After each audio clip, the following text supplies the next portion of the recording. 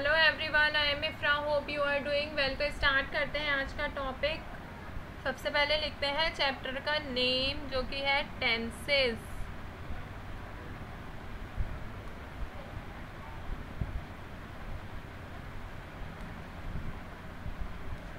तो टेंसेस में किसकी बात कर रहे थे? फ्यूचर,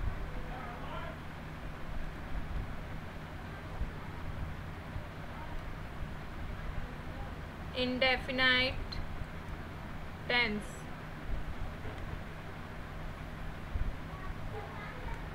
तो फ्यूचर इंडेफिनाइट में हम अफर्मेटिव सेंटेंस देख चुके थे। तो उससे पहले मैं आपको आज इसमें एक बात बताना चाहती हूँ। विल और शैल दोनों ही यूज़ किस लिए होते हैं? यहाँ पर मैं लिखती हूँ जो विल और शैल है दोनों ही किसको रिप्रेजेंट करते हैं? फ्यूचर के लिए यूज़ होते हैं। ठीक है, तो कभी आप शैल देखकर कंफ्यूज हो जाए कि शैल तो बताया नहीं, इसलिए बता रही हूँ। तो अगर ट्रेडिशनल इंग्लिश को देखें तो टू हेल्पिंग वर्ब्स होते थे। कौन से?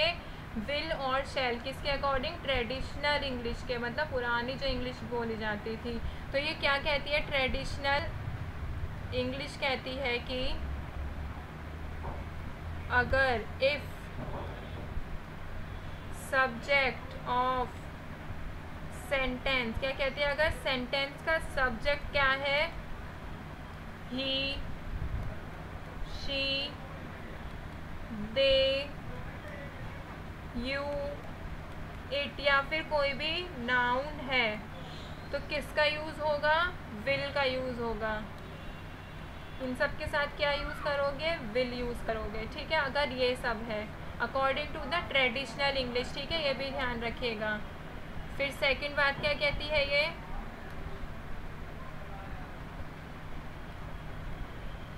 If subject of a sentence, क्या होगा सब्जेक्ट? अगर आई होगा या फिर वी होगा तो क्या यूज़ करना होगा? शैल। ये भी कौन कहता है? ट्रेडिशनल इंग्लिश के अकॉर्डिंग बता रही हूँ मैं अभी। ठीक है, शैल यूज होगा। तो शैल का भी यूज़ होगा आई और वी में। इन सबको छोड़ के जितने भी सब्जेक्ट्स होंगे सबके लिए क्या यूज़ होगा? विल यूज़ होगा। बट अब क्या होता है? अब क्या यूज़ की जाती है? मॉडर्न इंग्लिश यूज़ की जाती है। तो यहाँ पर लिखती हूँ मैं अकॉर्डिंग टू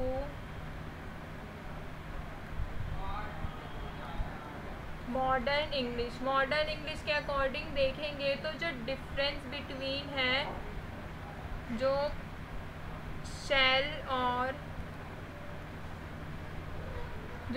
और विल का जो डिफरेंस है वो बिल्कुल डिसअपियर हो गया है, मतलब ख़त्म हो गया है।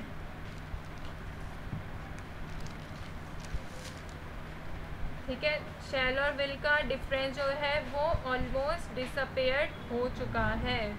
तो अब हम क्या कहते हैं? मॉडर्न इंग्लिश में जो हेल्पिंग वर्ब है विल, कौन सा? जो हेल्पिंग वर्ब है विल, वो यूज़ किया जाता है यूज्ड विद ऑल सब्जेक्ट्स। ठीक है, चाहे वो subject he, she, you, we, they, I, कितने भी तरह के सब्जेक्ट्स होंगे या फिर कोई नाउन होगा, नेम होगा किसी का, तो सबके साथ क्या यूज़ किया जाएगा? विल का यूज़ किया जाएगा। इसीलिए मैंने आपको अफर्मेटिव का स्ट्रक्चर अगर याद होगा उसमें भी विल लिखवाया था। तो मैंने इसलिए बताया है ये टॉपिक, कभी कोई शैल देखकर कंफ्यूज हो जाए कि शैल तो पढ़ाया ही नहीं है। तो हेल्पिंग वर्ब जो हमारी शैल है वो इतना यूज़ नहीं होती है। अब ज़्यादा यूज़ कौन होता है? मॉडर्न इंग्लिश के अकॉर्डिंग विल यूज़ होता है, शैल का यूज़ होना बहुत कम हो गया है। तो यहाँ पर शैल और विल की कन्फ्यूज़न ख़त्म हो गई होगी दोनों ही, बट यूज़ किसके लिए होते हैं? फ्यूचर के लिए। ट्रेडिशनल इंग्लिश के अकॉर्डिंग शैल का यूज़ किया जाता था, बट अब सबके लिए किसका यूज़ किया जाता है? सिर्फ विल का यूज़ किया जाता है। ठीक है, तो अगर आपको अफर्मेटिव सेंटेंसेस स्ट्रक्चर लिखवा ही देती हूँ मैं। अफर्मेटिव सेंटेंस स्ट्रक्चर की अगर बात करें तो इसका स्ट्रक्चर कैसा था? Subject plus will plus verb की फर्स्ट फॉर्म प्लस ऑब्जेक्ट। ठीक है, याद आ गया होगा अब आपको ये देखकर किसका स्ट्रक्चर में भी क्या था, विल का यूज़ हो रहा है, क्योंकि सभी सब्जेक्ट के साथ क्या यूज़ होता है, विल। अभी देखते हैं हम नेगेटिव को। तो नेगेटिव सेंटेंसेस का स्ट्रक्चर कैसे रहता है, नेगेटिव सेंटेंसेस की बात करेंगे, ठीक है। तो नेगेटिव है, नॉट लगेगा। तो अफर्मेटिव में क्या होता है कि नॉट नहीं लगता, बस उसकी हेल्पिंग वर्ब के बाद इसमें नॉट लग जाता है। तो इसमें भी वही होगा, अगर आप देखेंगे subject plus will, plus will के बाद क्या लगेगा, नेगेटिव है तो विल के बाद लग जाएगा नॉट, प्लस वर्ब की फर्स्ट फॉर्म प्लस ऑब्जेक्ट। तो ये किसका स्ट्रक्चर है, नेगेटिव का। ये किसका था, अफर्मेटिव का। बस यहाँ पे फ़र्क इतना आया है कि विल के बाद नॉट लग गया, ठीक है। तो सेंटेंसेस देखते हैं नेगेटिव के।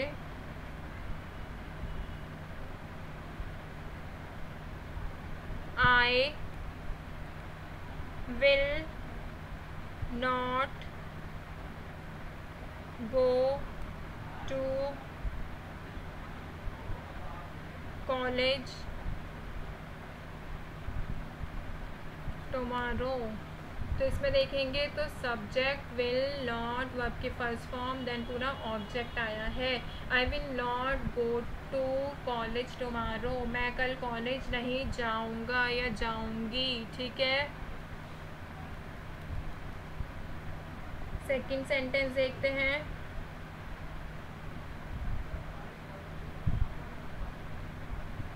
We will not participate in the competition। तो ये क्या आया, सब्जेक्ट विल नॉट, वर्ब की फर्स्ट फॉर्म और ऑब्जेक्ट, ये हेल्पिंग वर्ब प्लस नॉट। तो क्या कह रहा है, we will not participate in the competition, हम कॉम्पिटिशन में पार्टिसिपेट नहीं करेंगे, मतलब हिस्सा नहीं लेंगे, ठीक है। अब देखते हैं थर्ड सेंटेंस।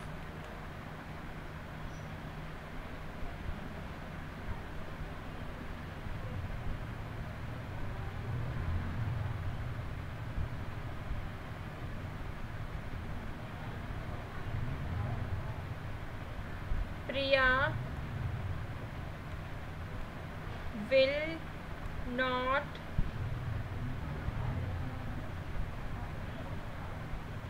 borrow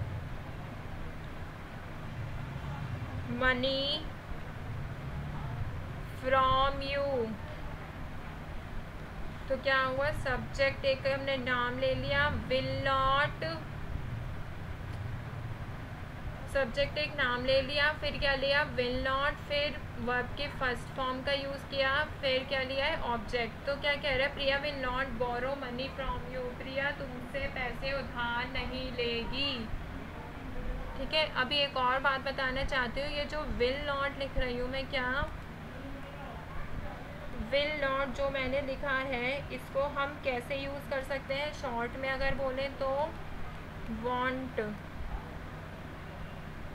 तो नेगेटिव सेंटेंसेस की बात कर रहे हैं, इसलिए मैं आपको बता रही हूँ विल नॉट को कैसे लिखते हैं, वांट में भी लिख सकते हैं। जैसे अगर एक सेंटेंस में लिख के दिखाऊँ, fourth,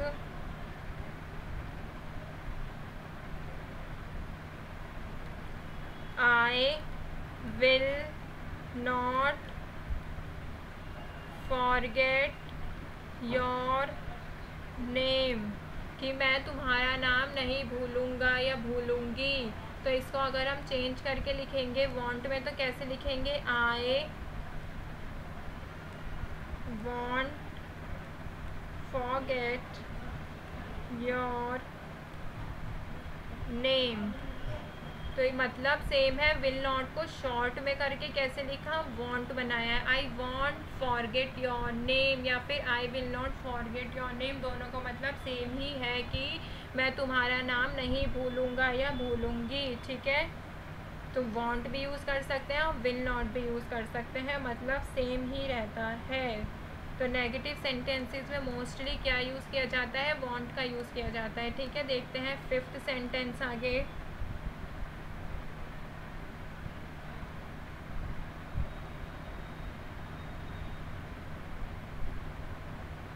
they will not play cricket next week.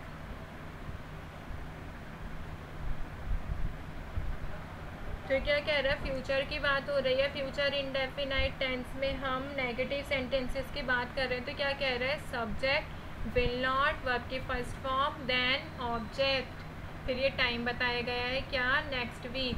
तो क्या कह रहा है कि they will not play cricket next week, वे क्रिकेट नहीं खेलेंगे अगले हफ्ते, वे अगले हफ्ते क्रिकेट नहीं खेलेंगे। ठीक है, तो इस तरह से भी बोल सकते हैं। अगर मैं इसको वांट में लिखना चाहूँ तो देखिए लिखने में भी ज़्यादा अच्छा लगता है।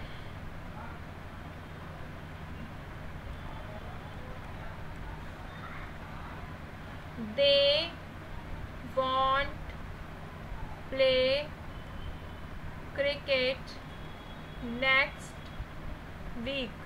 तो क्या कह रहा है, they want play cricket next week, वह अगले हफ्ते क्रिकेट नहीं खेलेंगे। तो यहाँ पर हमारा टॉपिक नेगेटिव सेंटेंसेस का भी होता है कंप्लीट, किसमें, फ्यूचर इंडेफिनाइट टेंस में। ठीक है, इससे पहले हमने देखा था शेल और विल में कंफ्यूजन, अगर कोई बोले शेल क्यों नहीं यूज़ किया है तो आपको रीज़न बता दिया है। तो मिलते हैं नेक्स्ट वीडियो में, stay tuned and thank you.